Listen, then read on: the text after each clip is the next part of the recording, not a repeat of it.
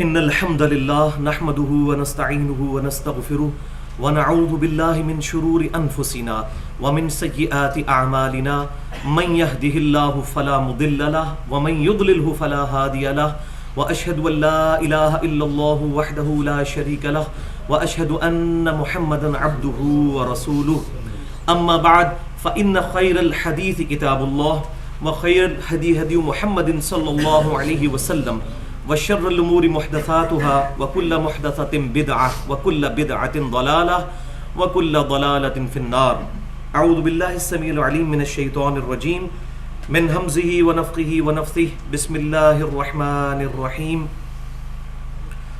رب اشرح لي صدري ويسر لي أمري واحلل عقدة من لساني يفقهوا قولي. بسم الله الرحمن الرحيم. إن الله وملائكته يصلون على النبي یا ایھا الذین آمنوا صلوا علیہ وسلموا تسلیما. اللہم صل علی محمد وعلی آل محمد کما صلیت علی ابراہیم وعلی آل ابراہیم انک حمید مجید. اللہم بارک علی محمد وعلی آل محمد کما بارکت علی ابراہیم وعلی آل ابراہیم انک حمید مجید. پچھلی دفعہ ہمارا جو درس تھا وہ سورۃ النساء آیت نمبر 113 کے اوپر مکمل ہوا تھا، لیکن اس میں ایک چیز مجھ سے سکپ ہو گئی، اور وہ یہ ہے کہ یہ جو کنکلوڈنگ پورشن ہے اس آیت کا 113 کا، بسم اللہ الرحمن الرحیم، وَأَنزَلَ اللَّهُ عَلَيْكَ الْكِتَابَ وَالْحِكْمَةَ، اور اتارا ہے اللہ تعالیٰ نے آپ پر، اتاری ہے کتاب اور حکمت، وَعَلَّمَكَ مَا لَمْ تَكُنْ تَعْلَمْ، اور آپ کو وہ علم سکھا دیا ہے جو آپ پہلے نہیں جانتے تھے. اور وہ علم کیسا ہے؟ وَكَانَ فَضْلُ اللَّهِ عَلَيْكَ عَظِيمًا، اور بے شک اللہ تعالیٰ کا آپ پر بہت بڑا فضل ہے. آپ صلی اللہ علیہ وسلم کو اللہ تعالیٰ نے وہ علوم سکھائے جو اور کسی کے حصے میں نہیں آئے. الرحمن علم القرآن خلق الانسان علمہ البیان، یہ پرٹیکولر نبی صلی اللہ علیہ وسلم کے بارے میں ہے.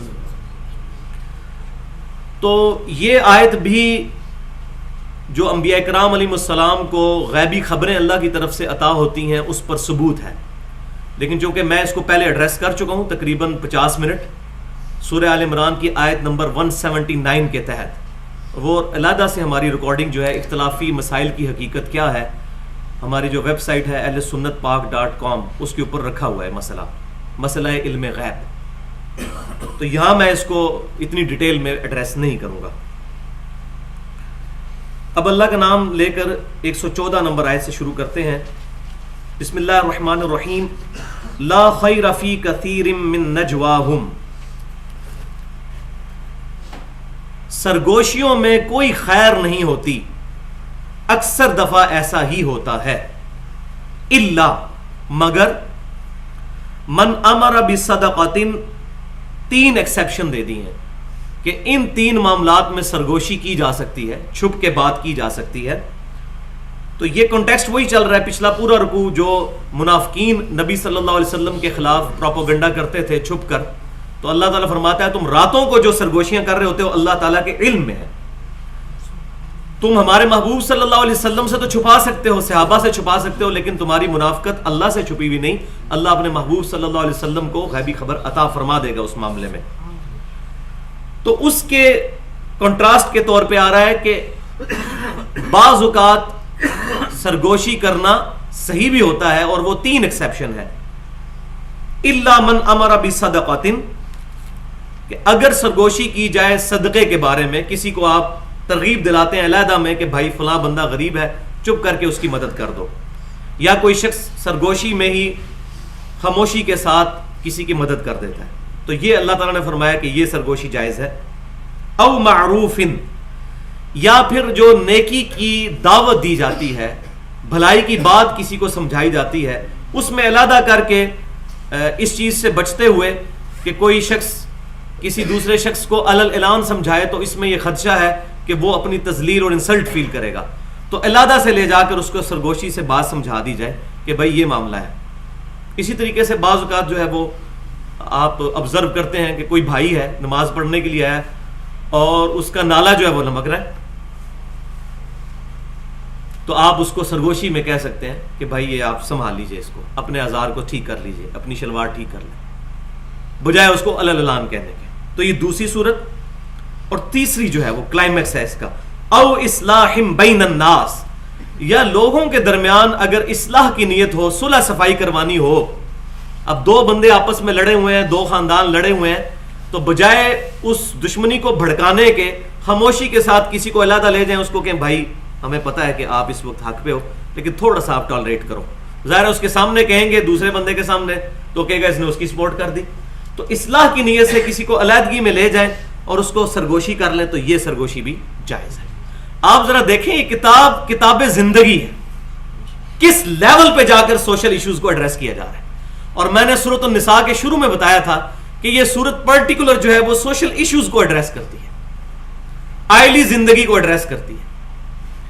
سبحان اللہ۔ وَمَن يَفْعَلْ ذَلِكَ ابْتِغَاءَ مَرْضَاتِ اللَّهِ، تو جو کوئی ایسی سرگوشیاں کرے گا خالصتاً اللہ کی رضا چاہنے کے لیے،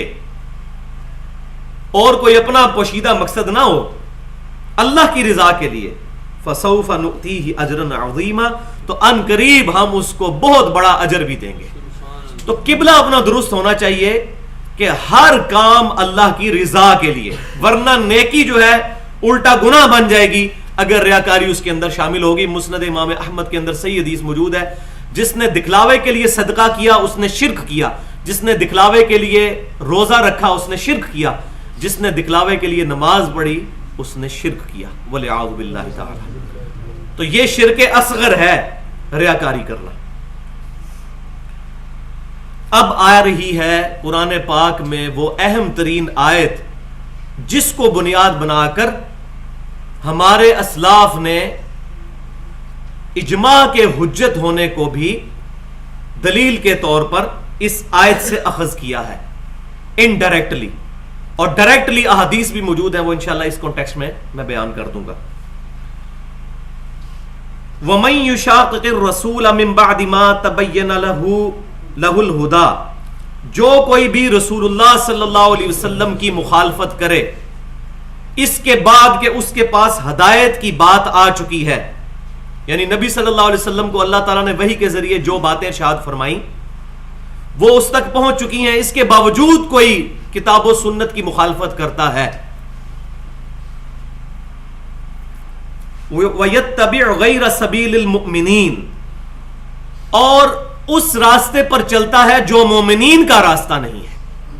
تو تعویل خاص کے اعتبار سے تو پرٹیکولر یہ صحابہ اکرام علیہم رضوان کے بارے میں ہے کہ مومنین کا راستہ اختیار کرنا ہے، جو رسول اللہ صلی اللہ علیہ وسلم کی مخالفت کرے اور مومنین کی راہ چھوڑ دے، یعنی جس پر صحابہ کا اجماع ہو چکا ہے یا قیامت تک اہل حق جس پر اجماع کرتے رہیں گے تعویل عام کے اعتبار سے، اس راستے کو جو چھوڑ دے گا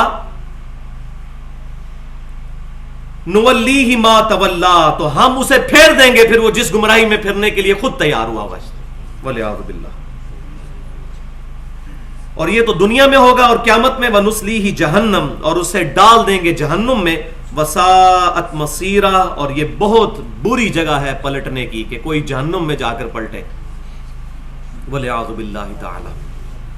تو اس آیت سے تقلید ثابت نہیں ہوتی ہے، تقلید ہوتی تو ایک شخصیت کی بات ہوتی، اور وہ ایک شخصیت کی بات یہاں ہو رہی ہے نبی صلی اللہ علیہ وسلم، ان کی اتباع، ان کی بھی تقلید کا لفظ نہیں، تقلید ایک نٹوریس ورڈ ہے کہ اندھا دھن پیروی کرنا، اور ہم نبی صلی اللہ علیہ وسلم کی اندھا دھن پیروی نہیں کرتے، پوری علی وجہ بصیرت کرتے ہیں، جیسے سورہ یوسف میں آیا کہ اے محبوب صلی اللہ علیہ وسلم آپ فرما دیجئے میں اور میرے صحابہ پوری بصیرت کے ساتھ اس دین کے اوپر ہیں، اٹکل پچو چلا کر نہیں ہے۔ تو مومنین کا راستہ، اسی کو آپ ٹرانسلیٹ کر لیں سلف کا منہج، صحابہ، تابعین اور تبع تابعین، جو قرون اولا کا دور ہے، جو صحیح بخاری اور مسلم کی متفق علیہ حدیث ہے، سب سے بہتر زمانہ میرا، پھر میرے صحابہ کا، پھر ان کا جو ان کو دیکھیں، پھر ان کا جو ان کو دیکھیں، صحابہ، تابعین، تبع تابعین۔ اور اس کے بعد آپ صلی اللہ علیہ وسلم نے فرمایا جھوٹے لوگ پیدا ہوں گے، امانت میں خیانت کریں گے، جھوٹی گواہیاں دیں گے، جھوٹی قسمیں کھائیں گے۔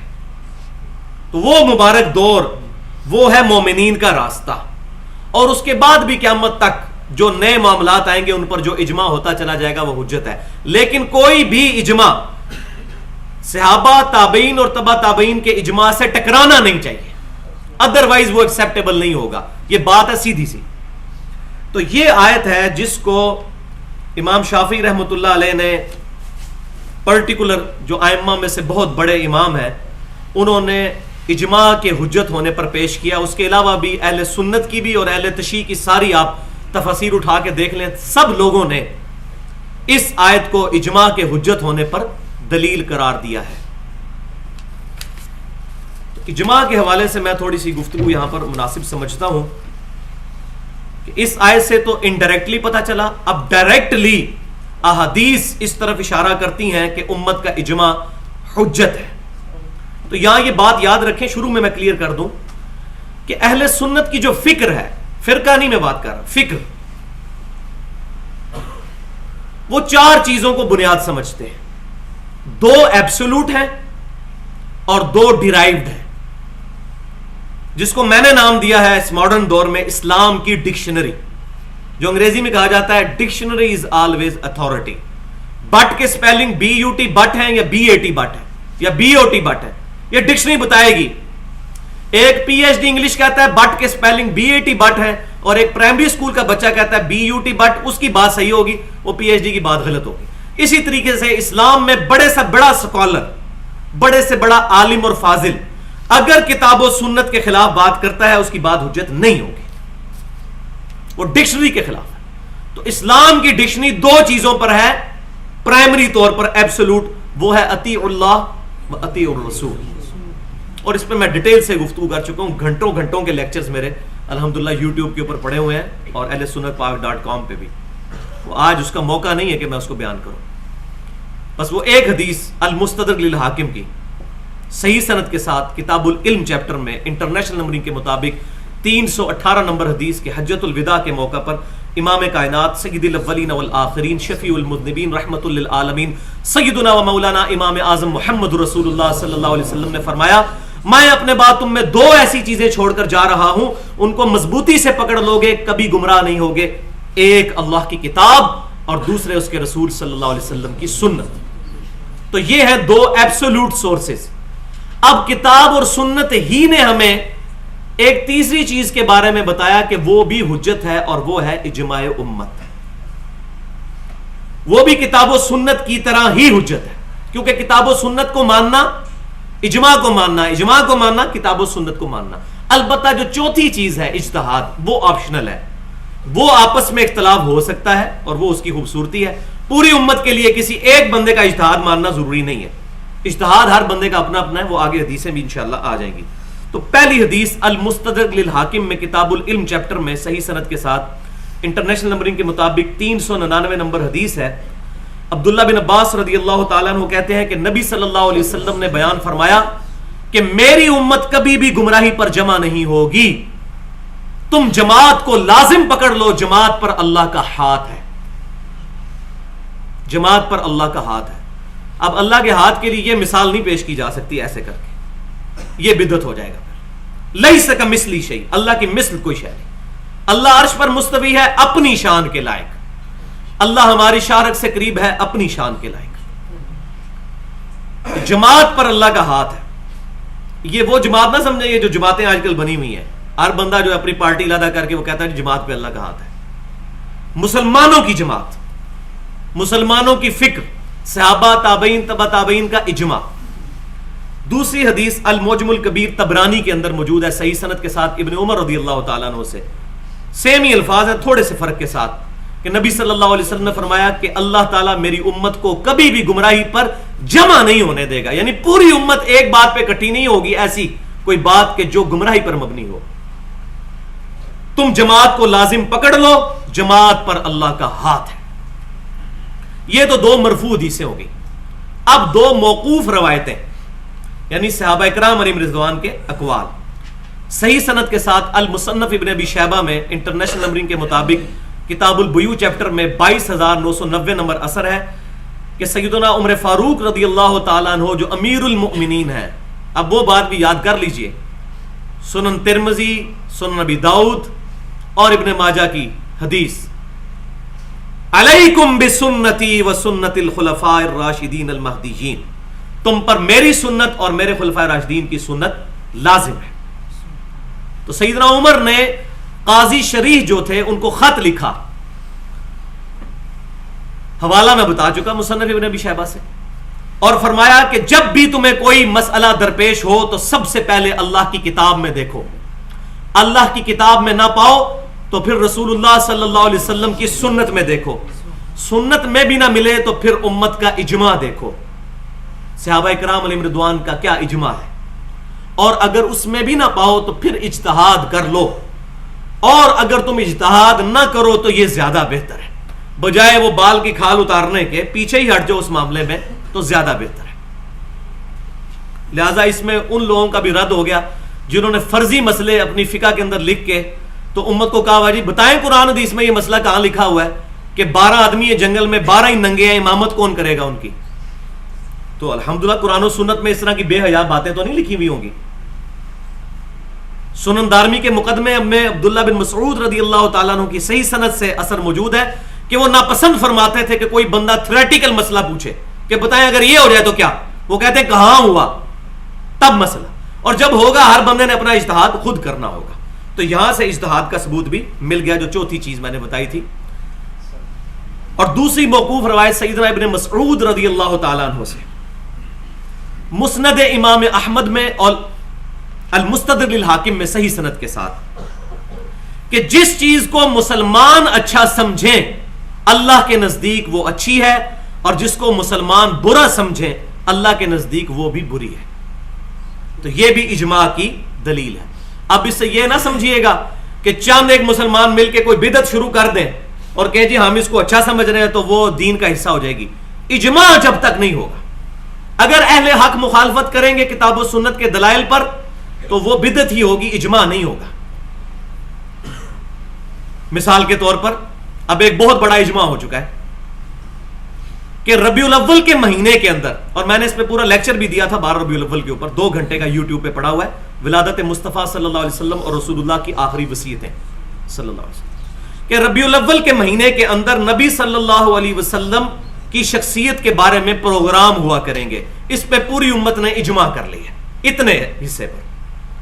سیرت النبی کانفرنسز ہو رہی ہیں، امام الانبیاء کانفرنس ہو رہی ہے، امام اعظم کانفرنس ہو رہی ہے صلی اللہ علیہ وسلم، شافع محشر کانفرنسز ہو رہی ہیں، فضائل مصطفیٰ صلی اللہ علیہ وسلم کانفرنسز ہو رہی ہیں. یہاں تک امت نے اجماع کر لیا ہے. لیکن اس کے بعد جو کچھ ہو رہا ہے، خانہ کعبہ اور مسجد نبوی کے ماڈل بنائے جا رہے ہیں، اور ہمارے ادھر جیلم کی تو بدبختی میں نے خود دیکھا ہے، روزہ شریف کا پورا ماڈل گنبد کے نیچے جالیاں بھی بنائی ہوئی ہیں اور عورتیں سامنے بیٹھ کے ایسے دعائیں کر رہی ہیں خانہ کعبہ کے آگے دروازہ ان کے ماڈل کے آگے کھڑے ہو. اور میں یہاں ایمانداری کی بات کروں کہ بریلوی علماء خود خلاف ہیں اس کے، لیکن بات یہی ہے کہ جب ایک چیز شروع ہو جاتی ہے پھر مولویوں سے بھی باہر ہو جاتی ہے. اب وہ ان کو کہتے ہیں، وہ کہتے ہیں آپ گستاخ رسول ہیں. گستاخ رسول کا تو فتویٰ ہماری نوک کے اوپر ہے نا، جس کو مرضی جب چاہیں گستاخ رسول ڈکلیئر کر دیں. تو اب وہ ان کے قابو سے بھی باہر ہو چکی ہے. تو وہ اس طرح کی جو چیزیں امت کے اندر آئی ہیں ان پر کوئی اجماع وغیرہ نہیں ہے.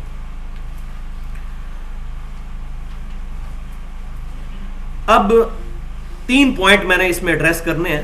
پہلا تو میں ایڈریس کر چکا ہوں، اس کو دوبارہ ریپیٹ کر دیتا ہوں کہ اسلام کی جو ڈکشنری ہے وہ 4 چیزوں پر ہے. اس میں سے 2 ایبسولوٹ ہیں، 2 ڈیرائیوڈ ہیں. ایبسولوٹ قرآن و سنت اور ڈیرائیوڈ اجماع اور اجتہاد. اور اس میں سے بھی اجماع کی جو پرائورٹی ہے وہ قرآن و سنت کے اندر ہی داخل ہے، اجتہاد الگ سے ہے. وہ پوری امت کے لیے کسی ایک بندے کا ماننا ضروری نہیں ہے. پوائنٹ نمبر 2 اس کے اندر یہ ہے کہ قرآن و سنت تو قیامت تک فکس رہیں گے، اجماع بھی فکس رہے گا. صحابہ تابعین تبع تابعین کے اجماع کو آج کوئی نہیں بدل سکتا، سیدھی سی بات ہے. البتہ اجتہاد والے جو معاملات ہیں وہ وقت کے ساتھ ساتھ چیزیں سمجھ آنا شروع ہوتی ہیں تو لوگ اجتہاد کرتے ہیں اس کے اوپر. ہر زمانے میں لوگ کریں گے، اجماع بھی ہر زمانے میں ہوگا، لیکن کوئی ایسا اجماع ہم قبول نہیں کریں گے جو صحابہ تابعین اور تبع تابعین سے ٹکراتا ہوگا. یہ میں نے پہلے بتا دیا کہ پہلے 300 سال کی گارنٹی پروفٹ نے خود دی ہے صلی اللہ علیہ وآلہ وسلم. اور اس میں ایک کڑوی بات بھی ہے جس کو اگر تحمل سے سنیں گے تو سمجھ آ جائے گی. وہ یہ ہے کہ صحابہ کرام علیہم رضوان کا بھی اجماع حجت ہوگا. انڈیویجول کسی صحابی کی رائے بھی حجت نہیں ہوگی جب تک کہ صحابہ کرام علیہم رضوان اس پر اتفاق نہ کر لیں. اگر کسی صحابی کی رائے سامنے آئی اور صحابہ کرام میں آپس میں اختلاف ہو گیا پھر ہم جمہور کو دیکھیں گے.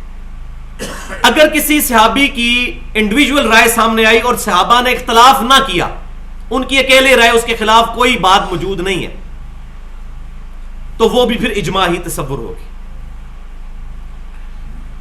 تو اس معاملے میں بعض لوگ سمجھتے ہیں کہ یہ کوئی صحابہ کی گستاخی, ایسا نہیں ہے. آپ صلی اللہ علیہ وسلم نے بھی کیا فرمایا کہ علیکم بسنتی وسنت الخلفاء الراشدین. جامعہ ترمذی, سنن ابی داؤد اور سنن ابن ماجہ کی یہ حدیث ہے. خلفاء راشدین کی سنت نبی صلی اللہ علیہ وسلم کے بعد وہ لازم ہے. کیوں؟ تمام صحابہ کی سنت نہیں. وہ جو حدیث پیش کرتے ہیں نا کہ جی میرے صحابہ ستاروں کی مانند ہے, جس کی پیروی کرو گے کامیاب ہو جاؤ گے, اس کے تمام ترک جو ہے وہ محدثین کی نظر میں ضعیف ہے. وہ لاجیکلی بھی غلط ہے, وہ میں ابھی آج ثابت بھی کر دیتا ہوں. صحابہ کرام کی ہم جوتیوں کی خاک کے بھی برابر نہیں ہے. لیکن وہی بات ہے کہ عیسیٰ علیہ السلام کو ہم مانتے ہیں لیکن ان کو ہم اللہ کا بندہ مانتے ہیں, اللہ کا بیٹا نہیں مانیں گے. صحابہ کرام کو ہم مانتے ہیں, صحابہ ہی مانتے ہیں, نبی کے درجے پہ نہیں ان کو رکھیں گے. ائمہ کرام کو ہم مانتے ہیں لیکن ان کو صحابہ کے درجے پہ نہیں رکھیں گے. ہر بندے کا اپنا اپنا لیول ہے, اتنی ہی اس کی عزت کرنی ہے, نہ اس میں غلو کرنا ہے اور نہ توہین کرنی ہے. تو خلفاء راشدین کا اجماع حجت ہے. کیوں؟ اس پہ میں نے غور کیا تو مجھے ایک بات کھلی. وہ اس لیے کہ خلیفہ راشد جب بھی کوئی بات کرے گا پبلکلی رپورٹ ہو جائے گی, کیونکہ اوپن نہیں ہوگی. صحابی کسی کونے میں جا کے کوئی بات کر دے, وہ پبلک میں تو نہیں آئے گی. خلیفہ راشد جو ہے وہ پبلکلی لوگوں کے سامنے موجود ہے. اگر وہ کوئی غلط بات بھی کرے گا تو اس کو ٹوکنے والے لوگ موجود ہوں گے, لہٰذا اگر اس کی غلطی ہوگی تو وہ اصلاح کر لے گا. کہ یہ ایسے معاملات موجود ہیں, جامعہ ترمذی میں صحیح سند کے ساتھ موجود ہے. سیدنا عمر فاروق رضی اللہ تعالیٰ عنہ نے اپنے مبارک دور میں حج تمتع پہ پابندی لگا دی تھی. تو ان کا اپنا بیٹا عبداللہ بن عمر رضی اللہ تعالیٰ عنہ, انہوں نے بغاوت کی. انہوں نے کہا نبی صلی اللہ علیہ وسلم نے جب اس کی اجازت دی ہے تو جس بات میں نبی صلی اللہ علیہ وسلم کوئی حکم ارشاد فرمائے تو میرے باپ کا نہیں حکم مانا جائے گا اس معاملے میں. انہوں نے بغاوت کی. سیدنا عمر نے اپنا ڈیسیژن واپس لے لیا, رپورٹ ہو گیا تھا نا. اسی طریقے سے صحیح بخاری اور مسلم کی متفق علیہ حدیث ہے, سیدنا عثمان غنی رضی اللہ تعالیٰ عنہ نے اپنے مبارک دور میں بھی حج تمتع پہ پابندی لگا دی. تو سیدنا علی نے خط لکھا سیدنا عثمان کو, وہ خط بخاری مسلم میں موجود ہے. یہ روایت چھپائی ہوئی ہے لوگوں نے.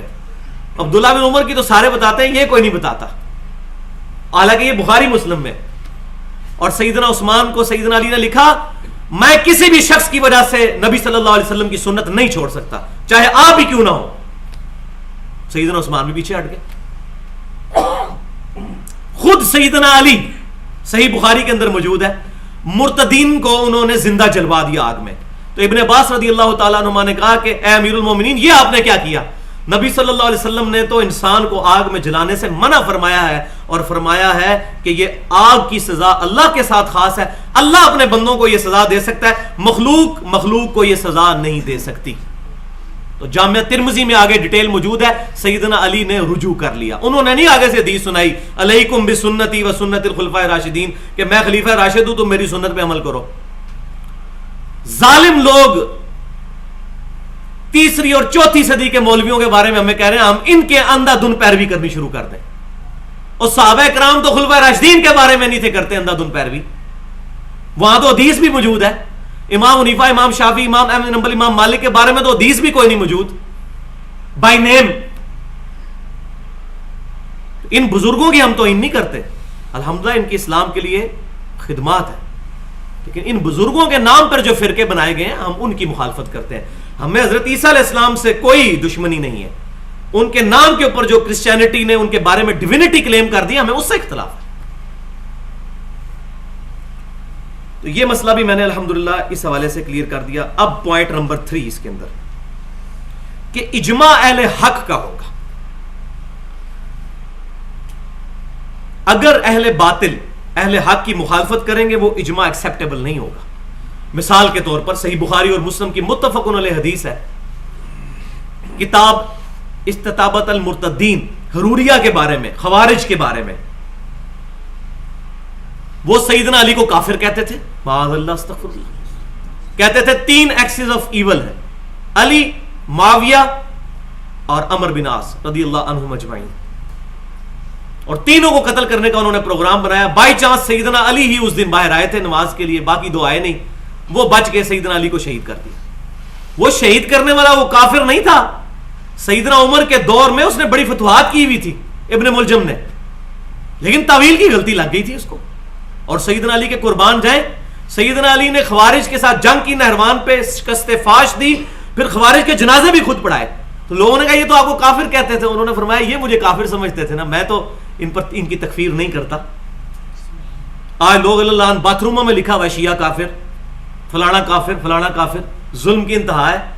اہل قبلہ اور اہل کلمہ کی غلطی پوائنٹ آؤٹ ضرور کریں آپ، اس پہ آپ کو حق حاصل ہے، لیکن اس کی تکفیر کرنا یہ ظلم ہے، یہ خوارج کا طریقہ ہے.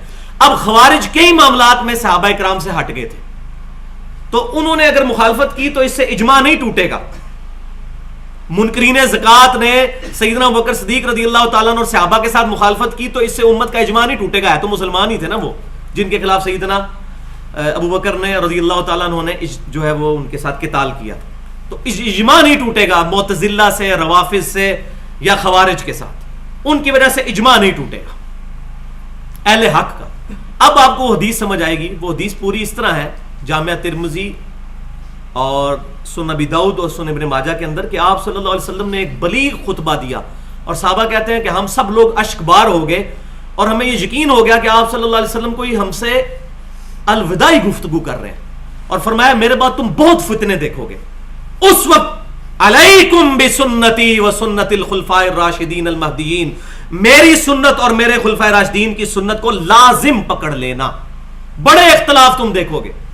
الحمدللہ جب بھی اختلاف ہوا ہے ہم خلفائے راشدین کے ساتھ ہیں، چاہے منکرین زکوٰۃ والا معاملہ ہو، ہم سیدنا ابوبکر صدیق رضی اللہ تعالیٰ عنہ کے ساتھ ہیں. سیدنا عثمان کے دور کے اندر ان مسلمانوں کا خروج سیدنا عثمان کے خلاف اجتہادی غلطی کی وجہ سے ہو، باغیوں کا، ہم ان کو کافر نہیں کہتے، لیکن سیدنا عثمان کے ساتھ ہے. اسی طریقے سے سیدنا علی کے خلاف جو خوارج نے خروج کیا، یا اجتہادی غلطی کی وجہ سے سیدہ عائشہ رضی اللہ تعالیٰ عنہ یا سیدنا معاویہ رضی اللہ تعالیٰ عنہ نے خروج کیا، ہم ان تمام معاملات کے اندر سیدنا علی کے ساتھ ہیں. اور اس میں ہمارا پورا ریسرچ پیپر بھی چھپ چکا ہوا ہے الحمدللہ، رافضیت، ناصبیت اور یزیدیت کا تحقیقی جائزہ. تو ہم علیکم بسنت و سنت الخلفاء الراشدین المہدیین ہیں، ان کے ساتھ ہیں الحمدللہ. اب اس ٹاپک کے آخر میں 17 مثالیں میں پیش کروں گا اجماع کی، جو کتاب و سنت سے ثابت نہیں، اجماع ہی اس کے لیے ایک دلیل ہے ہمارے پاس. 17 کا فگر میں نے اس لیے چوز کیا کہ دن رات میں فرض رکعتوں کی تعداد 17 ہے، اور 17 بھی پھر 2 حصوں میں ڈیوائیڈ ہے. 12 جو ہیں وہ پرانے مسائل ہیں، اور 5 اس دور کے 14ویں اور 15ویں صدی کے اجماع ہیں، میں آپ کو بتاؤں گا انشاءاللہ. اور 12 اور 5 کی نسبتیں بھی موجود ہیں الحمدللہ. تو پہلی مثال اجماع کی وہ ہے، سیدنا علی رضی اللہ تعالیٰ عنہ نے جب 6 مہینے کے بعد سیدنا ابوبکر صدیق رضی اللہ تعالیٰ عنہ کی بیعت کر لی، تو سیدنا ابوبکر صدیق رضی اللہ تعالیٰ عنہ کی خلافت کے اوپر اجماع ہو گیا صحابہ کا، سیدنا علی کے بیعت کرنے کے بعد. وہ پوری ڈیٹیل بخاری مسلم میں موجود ہے، اس میں دونوں طرف سے جو ہے وہ ایسے معاملات ہو گئے تھے. سیدنا ابوبکر نے بھی معذرت کی سیدنا علی سے، سیدنا علی نے بھی معذرت کی سیدنا ابوبکر سے. وہ ڈیٹیل ہے، وہ آج موضوع نہیں ہے. تو یہ پہلی مثال ہے اجماع کی، کیونکہ نبی صلی اللہ علیہ وسلم نے اپنا خلیفہ کسی کو نہیں بنایا، آپ نے تو قرآن کو بنایا تھا. صحیح بخاری اور مسلم کی متفق علیہ حدیث ہے. صحیح بخاری میں کتاب المغازی چیپٹر میں انٹرنیشنل نمبرنگ کے مطابق 4460 نمبر حدیث، نبی صلی اللہ علیہ وسلم کے وفات کے چیپٹر میں، کہ عبداللہ بن ابی اوفا رضی اللہ تعالیٰ عنہ سے طلحہ رحمۃ اللہ علیہ نے پوچھا کیا رسول اللہ صلی اللہ علیہ وسلم نے اپنا وصی کسی کو بنایا تھا؟ تو انہوں نے کیٹاگوریکل ڈینائی کیا کہ نہیں، البتہ آپ صلی اللہ علیہ وسلم نے ہمیں اللہ کی کتاب پر چلتے رہنے کی وصیت فرمائی تھی. تو یہ ہے وصی، کیونکہ آپ صلی اللہ علیہ وسلم کا وصی قیامت تک کے لیے ہونا چاہیے. ادروائز تو آپ صلی اللہ علیہ وسلم کا اگر وسیع پرسنالٹیز ہوں گی تو وقت کے ساتھ ساتھ ختم ہوتی چلی جائیں گی. تو یہ ہے وسیع کتاب اللہ. تو صحابہ کا اجماع یہ پہلا اجماع ہوا سیدنا ابوبکر صدیق رضی اللہ تعالیٰ عنہ کی خلافت کے اوپر. دوسرا اجماع اسی کانٹیکسٹ میں اس کو آپ شامل کر لیں کہ اس پہ بھی اجماع ہے کہ خلافت راشدہ 30 سال تک ہے. وہ حدیث بھی موجود ہے. اس کے بعد ملوکیت ہے, خلافت راشدہ نہیں ہے. دوسرا اجماع ہے قرآن پاک کو کتابی شکل میں ایک جگہ پر لے کر آنا. اس کا آغاز کیا سیدنا ابوبکر صدیق رضی اللہ تعالیٰ عنہ نے, اور اس کا کنکلوژن ہوا پھر سیدنا عثمان رضی اللہ تعالیٰ عنہ کے مبارک دور کے اندر, مصحف عثمانی. یہ دوسرا اجماع. تیسرا اجماع کہ صحابہ کی مرسل روایتیں حجت ہیں. مرسل کہتے ہیں عربی میں چھوٹا ہوا, جس کا واسطہ چھوٹا ہوا ہو. یعنی اگر صحابی نبی صلی اللہ علیہ وسلم کو کوٹ کیے بغیر اپنے ریفرنس سے کوئی بات ان کے پہنچے کہ سیدنا ابوبکر نے فرمایا یا سیدنا عمر نے فرمایا, اور نبی صلی اللہ علیہ وسلم کو مینشن نہ کریں, تو وہ بھی حجت ہوگی تا وقت ہے کہ اس میں اختلاف نہ آ جائے. اختلاف آ جائے گا تو پھر حجت نہیں رہے گی. چوتھا اجماع قرآن پاک پہ اعراب لگانا. یہ صحابہ کے اینڈ دور میں ولید بن عبد الملک کے حکم سے حجاج بن یوسف ظالم اور فاسق شخص کی ذمہ داری لگائی اس نے. اس وقت ظاہر ہے کہ وہی تھا, رسپانسبلٹی اس کی لگی, تو اس نے قرآن پاک پہ اعراب لگائے تاکہ جو نیو مسلمز ہیں جو عربی نہیں جانتے ان کو قرآن پاک پڑھنے میں آسانی ہو. اس پر اجماع ہو گیا. پانچواں اجماع جو 30ویں صدی کے اندر آ کے ہوا ہے, یہ مسئلہ صحابہ تابعین تبا تابعین میں آپ کو نہیں ملے گا. وہ ہے کہ قرآن پاک غیر مخلوق ہے, اللہ کا کلام ہے, یہ حادث نہیں قدیم ہے. یہ معتزلہ کا فتنہ جب اٹھا, انہوں نے کہا قرآن اللہ نے پیدا کیا ہے, تو پھر اس کے خلاف امام اہل سنت امام احمد بن حنبل رحمۃ اللہ علیہ المتوفی 241 ہجری وہ کھڑے ہوئے الحمدللہ. اور حالانکہ اس وقت وہ اکیلے ہی تھے, باقی لوگ ان کے ساتھ اس طرح شامل نہیں ہوئے, مخالفت تو نہیں کی, لیکن وہ مجاہد بندہ اکیلا ڈٹا رہا, اور آج الحمدللہ پوری امت نے اجماع کیا ہے. کیا اہل سنت, کیا اہل تشیع. اور الحمدللہ ہماری خوش قسمتی ہے کہ قرآن پاک پہ بھی اجماع ہے. یہ جو مشہور ہے پبلک کے اندر کہ شیعہ کے کچھ 40 پارے ہیں, یہ سب جھوٹ ہے بھائی. یہی قرآن ایران سے بھی چھپ رہا ہے, یہ جو سعودی عرب سے چھپ رہا ہے, یہی مصحف, ایک ہی کاپی رائٹس ہیں. اور طلحہ یاسین نے جو لکھا ہوا ہے وہ ایران والوں نے بھی لیے ہوئے ہیں, سعودی عرب والوں نے. یہ پبلک کے اندر باتیں مشہور ہیں. وہ قرات کے اختلافات کو قرآن کی تعریف مانتے ہیں. قرات کا اختلاف تو ہماری بخاری کے اندر بھی موجود ہے, وہ ڈفرنٹ چیز ہے. قرآن پاک 7 قرات کے اندر نازل ہوا ہے, لیکن ہے یہی مصحف. لیکن ہمیں کبھی توفیق نہیں ہوگی کہ ہم کبھی شیعہ کے مکتبے سے قرآن کھول کے دیکھ ہی لیں کہ ان کا قرآن کیا ہے. اسی طریقے سے شیعہ کو پٹی پڑھائی ہوئی ہے کہ جی اہل سنت جو ہے یہ اہل بیت کو نہیں مانتے, معاذ اللہ استغفر اللہ. تو یہ مولویوں کے ہاتھ چڑھا ہوا ہے دین سارا, ایک دوسرے کے خلاف نفرتیں پھیلائی ہوئی ہیں. چھٹا اجماع جو ہے وہ تراویح کا پورا مہینہ جماعت کے ساتھ پڑھنا. نبی صلی اللہ علیہ وسلم سے ثابت نہیں, سیدنا ابوبکر صدیق سے ثابت نہیں, سیدنا عمر کے شروع کے دور میں ثابت نہیں ہے. ڈیٹیل کے ساتھ میں نے اس کو ایڈریس کیا رمضان والے اپنے لیکچر میں, جو 20 نمبر اختلافی مسئلہ موجود ہے اہل سنت پاک.com پہ, 20 تراویح والا, کہ 20 تراویح کے بارے میں کیا ہے معاملہ, تراویح کی اصل تعداد کتنی ہے, اور ارمین میں کیوں 20 تراویح ہوتی ہیں اور کیا مسئلہ ہے, اس کو میں نے ڈیٹیل سے اس میں ایڈریس کیا. تو تراویح پورا مہینہ جماعت کے ساتھ پڑھنا, اس پہ صحابہ کا اجماع ہوا ہے. لیکن یہ نہیں ہے کہ یہ فرض ہے یا واجب ہے, گھر بھی پڑھ سکتے ہیں. اجماع کی یہی خوبصورتی ہے, اجماع کبھی کتاب و سنت کے خلاف نہیں ہوگا. اگر یہ اجماع ہو جاتا نا, معاذ اللہ استغفر اللہ, کہ جس نے گھر پڑھی اس کی تراویح نہیں ہے, پھر ہم اس اجماع کو نہ مانتے. اور یہ کبھی نہیں ہوگا کہ اجماع جو ہے وہ کتاب و سنت کے خلاف ہو. یہ بعض لوگوں نے پکھنڈ مچایا ہوا ہے, وہ مناظروں کے اندر کہتے ہیں جی ہم اس اجماع کو نہیں مانتے جو کتاب و سنت کے خلاف ہو. یہ اسی طرح ہے جی ہم اس مچھلی کو نہیں مانتے جو ہوا میں رہتی ہو. مچھلی رہتی پانی میں, اجماع ہمیشہ ہوتا ہی کتاب و سنت کے حق میں. حضور گارنٹی دے رہے ہیں کبھی خلاف نہیں ہوگا. آپ کس طرح کہہ سکتے ہیں اجماع خلاف ہو جائے گا؟ آپ یہ ضرور کہہ سکتے ہیں کہ آپ یہ دعویٰ کریں کہ فلاں معاملے میں اجماع نہیں ہے, یہ آپ کو حق حاصل ہے, کوئی اختلافی قول لے آئیں. لیکن یہ نہیں ہے کہ جس پہ اتفاق ہو چکے آپ کہیں گے جی میں نہیں اس کو مانتا, کتاب و سنت میں نہیں لکھا ہوا, جیسا کہ بعض غیر مقلدین کرتے ہیں. غیر مقلد اور اصحاب الحدیث یا اہل سنت میں فرق ہے. ہم نہ غیر مقلد ہیں اور نہ مقلد ہیں معاذ اللہ. ہم قرآن پاک کو اور سنت کو صحابہ تابعین تبع تابعین سلف کے منہج کے اوپر مانتے ہیں, ایک انڈیویجول کے پیچھے نہیں چلتے. سلف کا فہم لے کے سب کے سب کا. ایک انڈیویجول کو تو غلطی لگ سکتی ہے, اجماع کو غلطی نہیں لگے گی, وہ نبی صلی اللہ علیہ وسلم کو اللہ تعالیٰ نے گارنٹی دی ہے. ساتواں یہ ہے ذرا تھوڑا سا لطیفہ, وہ ہے بھینس کا حلال ہونا. یہ اکثر آپ سوال سنتے ہوں گے اہل بدعت سے, جی بھینس بتائیں کہاں حلال ہے قرآن و سنت سے, اور بھائی اجماع ہے. کہتے ہیں جی 1 لاکھ روپے دیں گے بھینس کا حلال ہونا ثابت کریں, ہم 2 لاکھ روپے دیں گے آپ بھینس کا حرام ہونا ثابت کریں. جس کے بارے میں حرام کا حکم نہیں آیا امت نے اجماع کیا. اور بےچارے یہ چونکہ علمی طور پہ اتنے پڑھے لکھے لوگ نہیں ہوتے تو ان کو یہ بات پتا نہیں ہے کہ عرب کے اندر جانور ہوتا ہے گائے, وہی جانور جب ہمارے سب کانٹیننٹ برصغیر میں آتا ہے تو وہ بھینس ہے. ہر علاقے کے جانور مختلف ہوتے ہیں, پہاڑی بکرا, چھترے والا بکرا اور دوسرے عام بیتل بکرے, فرق ہے بھائی. آپ کو کہنے بتاؤ جی بیتل بکرا اور چھتر, یہ تو آپ امام حنیفہ سے بھی نہیں دکھا سکتے تھے, انہوں نے کہ ان کو پتا ہوگی یہ قسم ہے. تو بکری کی قسم, اس طرح گائے کی قسم میں ہی بھینس بھی داخل ہے. اس میں کون سی راکٹ سائنس ہے کہ فلاں نے آ کے بتایا؟ قرآن پاک میں آیا ہے کہ مویشی آپ کے لیے حلال ہے. جتنے مویشی ہوں گے, کتنی قسمیں ہوں گی, چاہے قرآن و سنت میں ان کا نام نہ بھی آئے ہوں تب بھی وہ حلال ہوں گے. 8ویں مثال کہ مردے کو قبلہ رخ لٹانا, میت کو قبر کے اندر اس کا چہرہ قبلہ رخ کرنا, اس پر کوئی قرآن و سنت کے اندر دلائل موجود نہیں ہے, اس پہ اجماع ہی ہے الحمدللہ. 9ویں چیز جو ضعیف حدیثوں سے ثابت ہے لیکن صحیح حدیث سے نہیں, وہ ہے کہ بچہ پیدا ہو تو اس کے کان میں اذان دینا, اس پر ہے اجماع, بچے کے کان میں اذان دینا. 10واں 2 سجدوں کے درمیان ہاتھ دونوں زانوں پر رکھنے ہیں, اس پہ کوئی حدیث موجود نہیں ہے.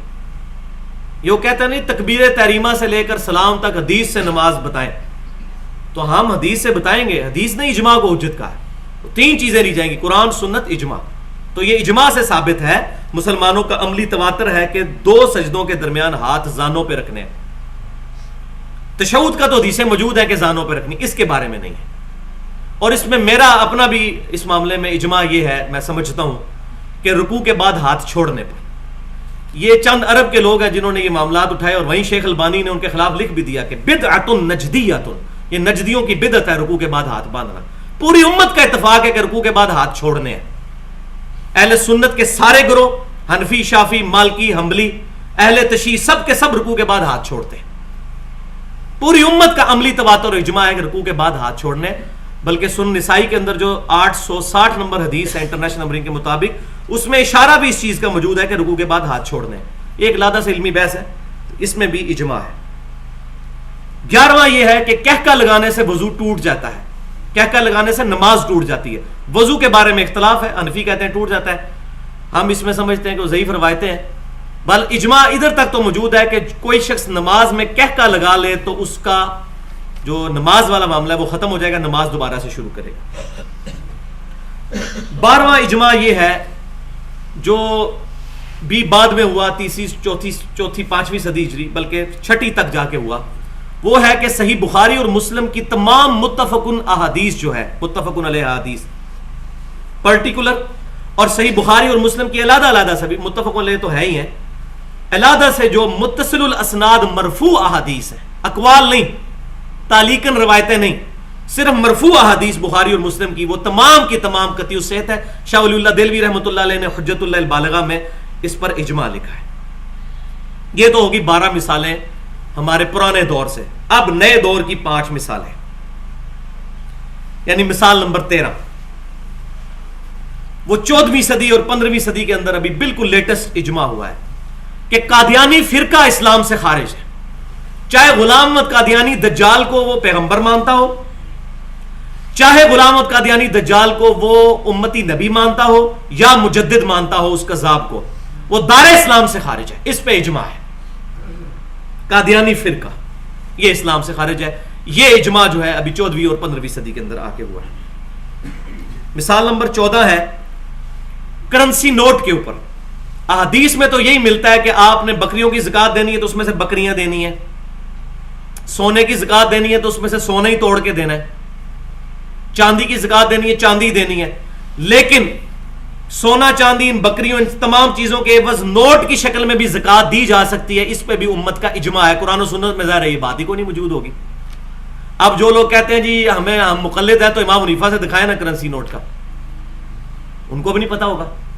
اجماع جو اللہ تعالیٰ نے رکھ دیا ہے، آپ کو مسئلہ کیا ہے؟ اجماع ہوگا، اجتہاد آپشنل ہوگا. تو اجماع ہوا ہے کرنسی نوٹ کے اندر بھی آپ زکات دے سکتے ہیں. 15 نمبر مثال، اس پر بھی اجماع ہوا ہے کہ قالین والی جو مسجدیں ہیں ان میں جوتیاں لے کے نہیں جانی. ویسے احادیث درجنوں موجود ہیں بخاری مسلم کے اندر، باقی سنن اربعہ کے اندر، کہ نبی صلی اللہ علیہ وسلم سے جوتیوں سمیت نماز پڑھنا بھی ثابت ہے. ابھی بھی ہمارے جو فوجی حضرات ہیں سیاچن میں جوتیوں سمیت ہی نماز پڑھتے ہیں، نماز ہو جاتی ہے. لیکن جن مسجدوں میں قالین بچھے ہوئے ہیں، صفائی کا اہتمام ہے، ان مسجدوں کے لیے یہ مسئلہ نہیں ہے. جنازہ گاہ میں آپ جوتیوں سمیت پڑھیں بے شک، وہاں تو قالین تو نہیں ہوتا، وہ اوپن میدان میں جنازے ہوتے ہیں یا عید کی نمازیں ہوتی ہیں. اگر اس طرح کا مسئلہ ہو، اگر دریے اور قالین نہ بچھے ہوئے ہوں تو جوتیوں سمیت پڑھ سکتے ہیں. لیکن اس پہ اجماع ہو گیا ہے کہ اگرچہ وہ حدیثیں موجود ہیں، لیکن یہ اجماع ہے کہ قالین والی مسجد میں جوتی لے کے نہیں آئیں گے، گندی جوتی. ہاں اگر بالکل صاف جوتی ہے، جیسے آج سے 20 25 30 سال پہلے طواف کعبہ کے دوران اتنی زمین تپ جاتی تھی جب تک وائٹ ماربل نہیں لگا تھا، تو لوگ علیحدہ سے نئے جوڑے لے جاتے تھے. بالکل وہ علیحدہ سے طواف کے لیے انہوں نے جوڑے رکھے ہوتے تھے. جس طرح آج ہم موزے بھی پہنتے ہیں، بھی جوتوں کی ایک شکل ہے، وہ آپ پہن سکتے ہیں، لیکن وہ باہر نہ آپ ان کو استعمال کریں. تو اس پہ بھی اجماع ہے. 16واں اجماع وہ ہے لاؤڈ سپیکر کے اندر نماز. پہلے تو مولوی پنجے جھاڑ کے پیچھے پڑ گئے تھے لاؤڈ سپیکر کے. شیخ اشرفی تھانوی صاحب بھی، ہم ان کی نیت پہ نہیں شک کرتے، مطلب انہوں نے خالصتاً اللہ کی رضا کے لیے ایسا فتویٰ دیا ہوگا کہ یہ شیطانی آواز ہے. احمد بریلوی صاحب کا بھی یہ فتویٰ ہے، اور خود اب احمد بریلوی صاحب کے اپنی گدی سے ان کے اپنے شاگردوں نے اس کے خلاف فتویٰ دیا. دیوبندی علماء نے بھی اس کے خلاف فتویٰ دیا. تو لاؤڈ سپیکر کے اوپر بھی اجماع ہو چکا ہے کہ لاؤڈ سپیکر میں نماز پڑھائی جا سکتی جب پبلک زیادہ ہو. لیکن یہ جو تماشا ہے نا کہ 4 نمازی پیچھے کھڑے کر کے باہر کا لاؤڈ سپیکر کھول کے پوری دنیا کے اندر جو شور مچایا ہوتا ہے، اس پہ کوئی اجماع نہیں ہے. یہ زیادتی والی بات ہے. تو اس پہ کوئی اجماع نہیں ہے. 17واں اور آخری اجماع، ہاں جی اب دل تھام لے، آپ یہ میں نے آخر میں رکھا ہوا تھا اور انشاءاللہ اجماع ہو چکا ہے اس پہ. جو لوگ پہلے بڑے فتوے لگاتے تھے نا، اب وہ ہٹتے ہی نہیں ٹی وی کے آگے سے. اور وہ ہے کہ ویڈیو فلم بنانا یہ جائز ہے. ویڈیو فلم، تصویر کی نہیں بات کر رہا، ویڈیو فلم کی بات کر رہا. تصویر کے اوپر ابھی سخت اختلاف موجود ہے کہ جو سٹل تصویر ہوتی ہے، لیکن جو موونگ ہے اس کے اوپر الحمدللہ اجماع ہو چکا ہے امت کا. آج کی تاریخ کے اندر تمام علماء، ایون الیاس قادری صاحب جنہوں نے پوری پوری کتابیں لکھی، ٹی وی کی تباہ کاریاں، پورے پورے درس دیے لوگوں کے، ہاکے مروا کے انہوں نے ٹی وی توڑوائے، لیکن میں ان کو داد دیتا ہوں کہ انہوں نے الحمدللہ جب اس معاملے میں رجوع کیا، پھر انہوں نے ریٹن فارم کے اندر اپنا رجوع لکھا اور 40 کے قریب علماء بریلوی سے فتوے لیے کہ میرا موقف پہلے غلط تھا، میں رجوع کرتا ہوں. اسی طریقے سے کچھ اور لوگ بھی ہیں جنہوں نے ٹی وی کے معاملے میں، ویڈیو کے معاملے میں غلو کیا. اب ان کے بارے میں یہ کہوں گا کہ آج سے پہلے مجھے یاد ہے ڈاکٹر ذاکر نائک کے بارے میں مطلب بڑے عجیب و غریب فتوے آنے شروع ہو گئے، جی یہ تو جناب حرام کام کر رہا ہے، ویڈیو بنوا رہا ہے. اب میں نام نہیں لیتا ان مولویوں کے کیونکہ ان کو برا لگ جائے گا. اب وہ ٹی وی پہ بیٹھے ہوتے ہیں آ کے. ایک زمانہ تھا کہ پیٹھ کے پیچھے کیمرہ رکھ کے وہ اپنے انٹرویو ریکارڈ کرواتے تھے، اب سامنے رکھ کے کرواتے ہیں. لیکن مجھے ان پہ دکھ ہے کہ انہوں نے ابھی تک اعلانیہ توبہ نہیں کی اپنے اس گناہ سے جو انہوں نے اہل سنت کے علماء کے اوپر حرام کاری کے فتوے لگائے تھے پہلے. اس میں الیاس قادری صاحب کو سلام پیش کرتا ہوں، ان کی غلطیاں اپنی جگہ، لیکن ان کو میں کہتا ہوں یہ مجرم لوگ ہیں کہ انہوں نے اہل سنت کے علماء کے بارے میں زبان درازیاں کی، ان کو ممبروں کے اوپر باتیں کی کہ حرام کاری کرتے ہیں ویڈیو بنا کے. اب یہ خود ویڈیو بنوا رہے ہیں اور بڑی بڑی دفاع کونسل کانفرنسز کے اندر ویڈیو اور تقریریں آ رہی ہیں، لیکن کسی کو یہ شرم نہیں آ رہی کہ میں اعلانیہ طور پہ توبہ کروں میں نے اہل سنت کے علماء پہ فتوے کیوں لگائے. توبہ کریں ریٹن میں، اعلانیہ گناہ کی توبہ اعلانیہ ہوگی. تو اگر یہ بات وہاں تک پہنچے ان کو بتائیں کہ آپ کا یہ جرم معاف نہیں ہوا، جو کچھ آپ نے اہل سنت کے علماء کی بدنامی کی، اصحاب الحدیث کی، کتاب و سنت کے منہج کے ماننے والے لوگوں کی، اب شرم کریں اور اس پہ اعلانیہ توبہ کریں. تو یہ ہو گیا ہمارا اجماع والا ٹاپک، الحمدللہ اس کانٹیکسٹ میں کور ہو گیا. اب اللہ کا نام لے کر آگے چلتے ہیں. ابھی تقریباً 15 منٹ باقی ہیں، کچھ گفتگو آج ہو جائے گی، باقی انشاءاللہ اگلی دفعہ ہو جائے گی. پھر آیت نمبر 116 क्रिटिकल आयत। यह आयत कुरान पाक में 2 दफा आई है, एक सूरतुन निसा में। 48 नंबर आयत भी इसमें गुजर चुकी है, थोड़े से अल्फाज की तब्दीली के साथ, और उस पे मैंने 1.5 घंटा गुफ्तगू की थी। आधा घंटा एक दिन और 1 घंटा पूरा अगले दिन। वो हमारी यूट्यूब के ऊपर पड़ी हुई है, वो आप सुन सकते हैं। दुआ सिर्फ अल्लाह ही से, यह है उसका नाम, और वो इसी आयत के ऊपर थी। और मैंने वहां कहा था ये बाद में जब आएगी तो मैं इसको फिर डिटेल से एड्रेस नहीं करूंगा। आज इसको पढ़ लेते हैं। बिस्मिल्लाहिर्रहमानिर्रहीम। इन्नल्लाह ला यगफिरु अन युशरका बिह, बेशक अल्लाह इस गुनाह को कभी माफ नहीं करेगा कि कोई शख्स अल्लाह के साथ किसी किस्म का शिर्क करे। यह है आखिरत की बात, दुनिया में माफ कर देगा। सूरतुल फुरकान के अंदर मौजूद है, दुनिया में जो शख्स शिर्क से तौबा करेगा, सूरतुल फुरकान आखिरी रुकू, हम उसके गुनाहों को भी नेकियों से बदल देंगे। आखिरत में नहीं होगा। अल्लाह इस गुनाह को कभी माफ नहीं करेगा। कोई शख्स दुनिया से शिर्क की हालत में गया, वह यगफिरु मा दून ज़ालिका लिमन यशा, और इसके अलावा जितने गुनाह हैं अगर चाहेगा किसी के लिए तो माफ फरमा देगा। वो भी ओपन लाइसेंस नहीं है, पकड़ सकता है उसमें भी, लेकिन उम्मीद है कि माफ कर देगा। वमन युशरिक बिल्लाह, और जो कोई शिर्क करे अल्लाह के साथ, फक़द दल्ला दलालन बईदा, तो वो शख्स गुमराह हो गया, और बेशक ऐसा गुमराह हुआ कि गुमराही में भी दूर जा पड़ा। वलियाज़ु बिल्लाहि तआला।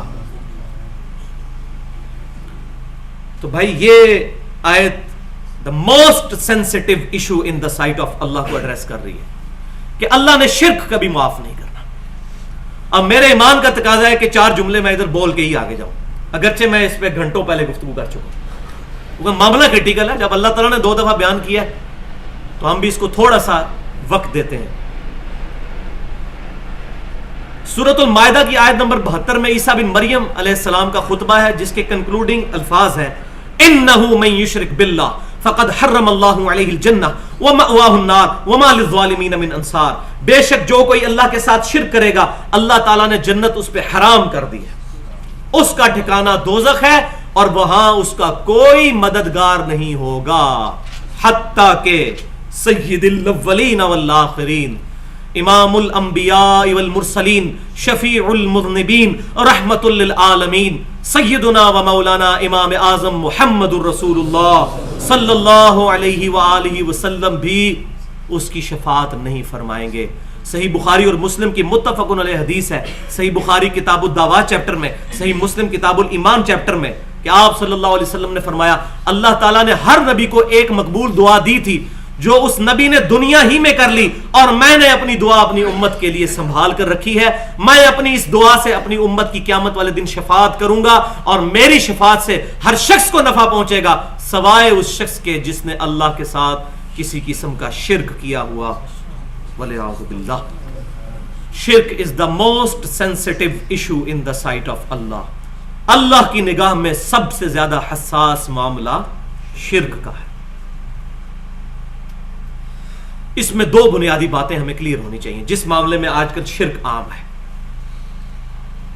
इय्याका नअबुदु व इय्याका नस्तईन, ऐ अल्लाह हम सिर्फ तेरी इबादत करते हैं और गायब में सिर्फ तुझी से मदद मांगते हैं। यह अप्रोप्रिएट ट्रांसलेशन है इय्याका नस्तईन की।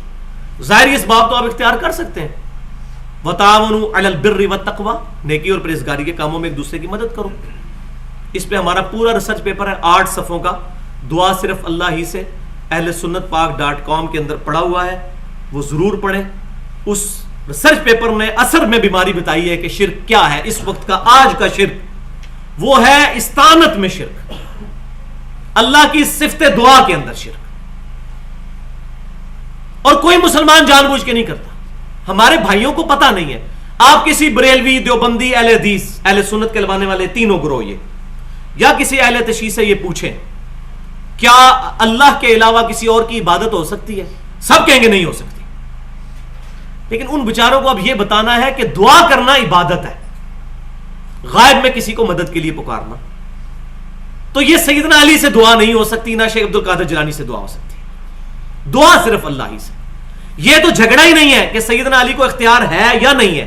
شیخ عبد القادر جیلانی رحمۃ اللہ علیہ کو اختیار ہے یا نہیں ہے؟ اختیار ہو تب بھی نہ ہو تب بھی فرشتوں کو اللہ نے اختیار دیا بارش برسانے کا. کیا ہم کہہ سکتے ہیں المدد یا بیکائیل بارش نازل فرما؟ مشرک ہو جائیں گے. ہم اللہ کو کہیں گے. وہ بخاری اور مسلم کی متفق علیہ حدیث ہے, نبی صلی اللہ علیہ وسلم نے صلاۃ الاستسقاء تعلیم فرمائی ہے. آپ کہہ سکتے تھے بھائی فرشتے سے مانگ لو, اللہ نے ڈیوٹی لگائی ہوئی ہے اس کی. اور بھائی جس کی ڈیوٹی لگی ہوئی ہے اس کو مانگنا شرک ہے, جس کی ڈیوٹی ثابت ہی کوئی نہیں قرآن حدیث سے اس کو مانگنا کہاں سے توحید ہوگی. غائب میں نہیں پکاریں گے. ظاہر اس باب میں سیدنا علی آج موجود ہوں, ہم یا علی مدد کہیں گے ان کو سامنے سے. نبی صلی اللہ علیہ وسلم نے غزوہ خیبر کے موقع پر یا علی مدد کیا, لیکن سیدنا علی موجود تھے, وہ بھی اللہ کے شیر, اور امیر حمزہ بھی اللہ کے شیر. نبی صلی اللہ علیہ وسلم نے امیر حمزہ کو تو نہیں پکارا غزوہ خیبر میں, کیونکہ وہ شہید ہو چکے, اللہ کے پاس جا چکے تھے. ورنہ آپ کہتے المدد یا غزوہ احد کے شہداء اور بدر کے شہداء, آپ تو زندہ ہو, آؤ میری مدد کو. اسباب یہ اختیار کریں گے. آپ میرے سامنے بیٹھے, میں آپ سے پانی مانگتا ہوں, آپ مجھے پلائیں گے, بالکل ٹھیک ہے. لیکن آپ بغداد شریف میں بیٹھے ہیں, ادھر بھی قبر کے اندر, اور میں یہاں سے کہوں کہ بھائی مجھے آپ پانی پلا دیں, وہی بات, وہی جملہ, وہی بندہ شرک ہو جائے گا. غائب میں پکارنا شرک ہے. اور اس میں نے جو حدیث پیش کی ہے, الحمدللہ اللہ کے فضل سے ابھی تک کسی نے حدیث اس معاملے میں پیش ہی نہیں کی ہے. توحید کی ساری کتابیں اٹھا لیں, اور آپ کو کہیں ملے تو مجھے بتائیں. میں نے کمر توڑ کے رکھ لی ہے ان لوگوں کی کہ بخاری اور مسلم کی متفق علیہ حدیث ہے, جب صحابہ کرام کو دھوکے سے شہید کیا گیا, 70 صحابہ کو, انہوں نے مرتے وقت کہا تھا اے اللہ ہمارے نبی کو ہمارے حال کی خبر کر دے, ہم اپنے رب سے مل گئے اور ہم اللہ سے راضی, اللہ ہم سے راضی, ہم نے تیرے نبی کا دین نہیں چھوڑا. نبی صلی اللہ علیہ وسلم مدینہ شریف میں موجود ہے, انہوں نے یہ نہیں کہا کہ یا رسول اللہ صلی اللہ علیہ وسلم آپ کا دین ہم نے نہیں چھوڑا. اللہ کو کہا کہ اے اللہ آپ ہمارا پیغام پہنچا دیں. فرشتوں کو بھی نہیں پکارا, جس طرح ہمارے جنید جمشید بھائی جو ہیں وہ پکار رہے ہیں, ہم نے ان تک یہ بات پہنچا دی ہے. فرشتوں یہ پیغام دے دو کہ خادم تمہارا سیدار ہے. فرشتے کو پکارنا شرک. اگر نبی صلی اللہ علیہ وسلم یا اولیاء اللہ کو غائب میں پکارنا ان کی گستاخی ہے, تو فرشتوں کو پکارنا اس سے بڑی گستاخی ہے. فرشتے تو میرے نبی کے در کے غلام ہیں, ان کو پکارنا کہاں سے جائز ہو گیا؟ وہ جی فرشتے لے کے جاتے ہیں سلام وہاں پہ, اس لیے ہم پکار رہے ہیں. تو فرشتے بارش بھی برساتے ہیں, پھر بارش بھی فرشتوں سے مانگو. فرشتوں بارش برسا دو کہ گرمی کا موسم قریب آ رہا ہے. اب لیکن کیسے سمجھ آئے؟ مولوی بیچ میں گھسا ہوا ہے, وہ کہتے ہیں جی اتنے بڑے دیوبند کے مفتی ہیں, مفتی سعید صاحب انہوں نے لکھی ہے, اتنے بڑے بڑے علماء پاگل ہیں. تو علماء بھی اپنے ہی پیارے لگتے ہیں. اور دوسری طرف حال یہ ہے کہ المحنت المفنت جب لکھی, اس کے مقدمے میں شیخ ذکریہ سہارنپوری کے مرشد خلیل احمد سہارنپوری نے لکھا کہ احمد بریلوی اور ان کے ماننے والے شیطان ہیں, یہ شیطانی لشکر ہم دیوبندیوں پہ حملہ آور ہوا ہے, ولیعوذ باللہ تعالی. وہاں شیطان کہہ دیا ان کو. تو بزرگ بھی اپنے, یعنی یہ جو کروڑوں لوگوں کے بزرگ ہیں ان کو شیطان, اور اپنے بزرگوں کو بہت بڑا بزرگ. یہی حال بریلوی بھی کرتے ہیں, اہل حدیث ان کے بارے میں, یہ اہل حدیثوں کے بارے میں, شیعہ ساروں کے بارے میں, سارے شیعہ کے بارے میں.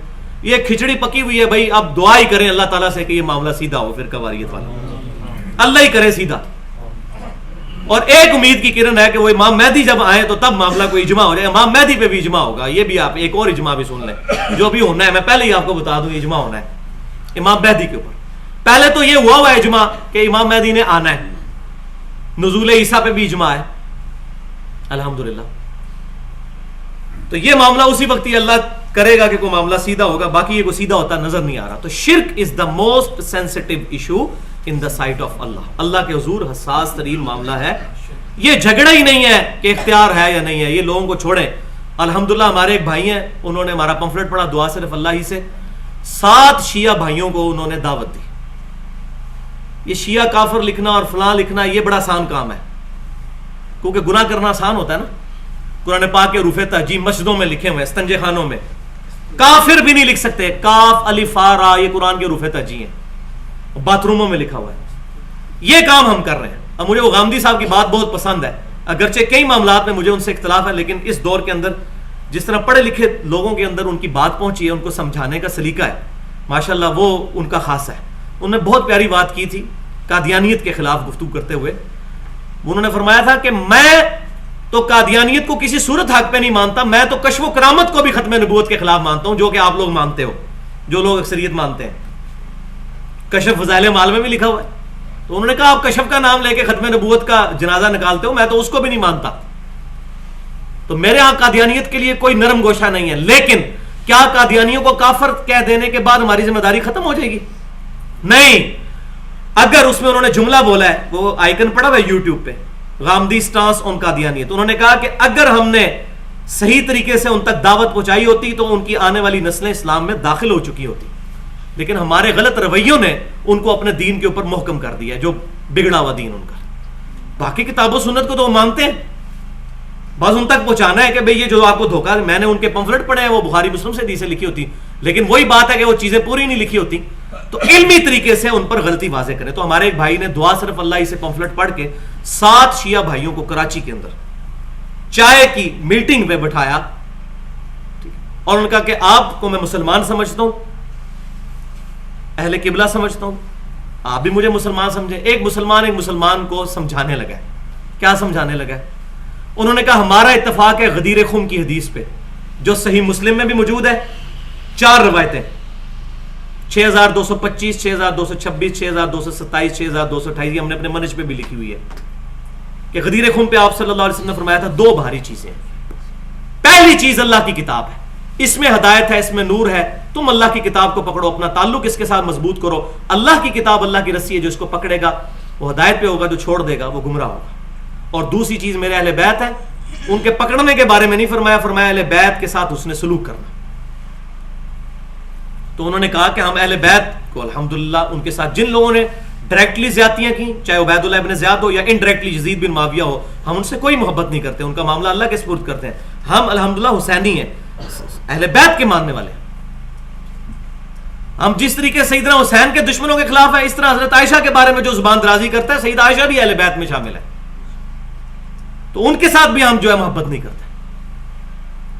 تو اس نے کہا کہ اہل بیت والا معاملہ تو ہمارا کامن ہے، اصول کافی میں بھی موجود، مسلم میں بھی. تو کتاب اللہ کو تو ہم شروع کریں، پہلا صفحہ ہی پڑھ لیں کہ نعبد و ایاک نستعین. پھر انہوں نے اسی طرح سمجھایا جیسے میں نے سمجھایا، وہ 1-1.5 گھنٹے میں ساری مثالیں دے کے، اور آج اس کا کچھ حصہ میں نے بیان کیا کہ اصل یہ جھگڑا ہے ہی نہیں. اصل جھگڑا یہ ہے کہ سیدنا علی کو اختیار ہو تب بھی ان کو پکارنا جو ہے وہ شرک ہے. غائب میں ان سے دعا نہیں کر سکتے، ان سے دعا نہیں کر سکتے، دعا اللہ ہی سے ہوگی. سیدنا علی نے بھی اللہ سے ہی دعا کی. الحمدللہ ان 7 بھائیوں نے کہا کہ ہم آج کے بعد یا علی مدد کوئی کہے یا نہ کہے، ہم نہیں کہیں گے آج کے بعد یا علی مدد. آپ کی باتوں سے ہم اس کو غلط کہیں یا نہ کہیں، لیکن ہم اس رزلٹ پہ ضرور پہنچ گئے ہیں کہ ہم نے یہ خود نہیں کرنا، یہ خطرے سے خالی نہیں ہے. یہ ہے بھائیوں دعوت کی برکتیں. تو اللہ تعالیٰ ہمیں کتاب و سنت اور اجماع کی تعلیمات کو عام کرنے کی توفیق عطا فرمائے. جو میں نے آج حق بات بیان کی، اللہ تعالیٰ ہمارے دلوں میں راسخ فرمائے. اگر کوئی غلط بات میرے منہ سے نکل گئی، اللہ تعالیٰ ہمارے دلوں سے معاف کر دے. اور آج ساتھ ہی اناؤنسمنٹ سن لیں، اگلی دفعہ مشکل ترین ٹاپک میں نے انشاءاللہ ایڈریس کرنا ہے، اور وہ تقریباً 1 گھنٹے کا ہوگا، کیونکہ اگلی آیت 119 نمبر آ رہی ہے کہ جو لوگ اللہ کی خلقت کو بدل دیتے ہیں. اس کے اندر ڈیٹیل کے ساتھ میں انشاءاللہ عرض کروں گا.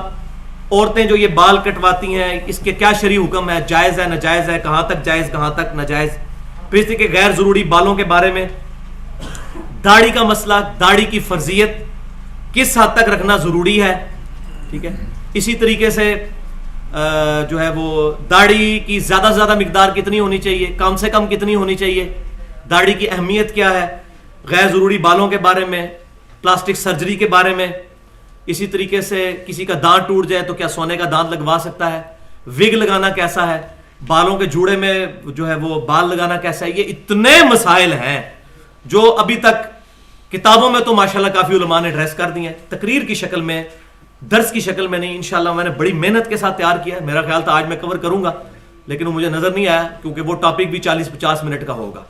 تو اگلی دفعہ اپنی، جس طرح آج ماشاءاللہ 100 سے زیادہ لوگ بیٹھے ہوئے، تو اپنی حاضری کو یقینی بنائیں، لوگوں کو لے کر آئیں. دعوت کا کام میرے اکیلے کی ذمہ داری نہیں ہے، ہم سب نے کرنا ہے انشاءاللہ تعالی. اور اپنے نبی صلی اللہ علیہ وسلم کے لیے سٹانس لیتے ہوئے ہم نے اب آپ صلی اللہ علیہ وسلم کی دعوت پہنچانی ہے، بجائے اپنے گلی محلوں میں، گھروں میں بیٹھ کے جو ہے اور مسجدوں میں بیٹھ کے دوسرے فرقوں کے خلاف چیخنے کے. ان کو دعوت دیں، یہ کام ہے ہمارا کرنے کا. اور آخر میں کنکلوڈ کرتا ہوں، صحیح بخاری اور مسلم کی متفق علیہ حدیث ہے، سیدنا علی رضی اللہ تعالیٰ عنہ کو جب نبی صلی اللہ علیہ وسلم نے غزوہ خیبر کے موقع پر بھیجا تھا، آپ صلی اللہ علیہ وسلم نے نصیحت فرمائی تھی، اے علی پہلے دعوت پیش کرنا. گردن نہ اتار دینا ان کی، جا کے پہلے ان کو دعوت پیش کرنا. اگر تیری وجہ سے ایک بندے کو بھی ہدایت مل گئی تیرے لیے سرخ اونٹوں سے بہتر ہے. تو سیدنا علی رضی اللہ تعالیٰ عنہ کو حضور صلی اللہ علیہ وسلم نے آخری بالکل سٹانس کے طور پہ بھیجا.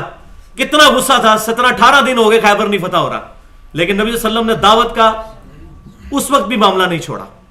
سیدنا علی نے بھی جب خوارج کے خلاف سیدنا ابن عباس کو بھیجا تو فرمایا پہلے دعوت پیش کرنا، اور پھر دعوت سے وہ تقریباً 12,000 خارجی جو ہے توبہ کر کے سیدنا علی کے پاس واپس آ گئے. دعوت کی برکتیں ہیں. سبحانک اللہم بحمدک اشہد ان لا الہ الا انت استغفرک واتوب الیک وما علینا الا البلاغ المبین.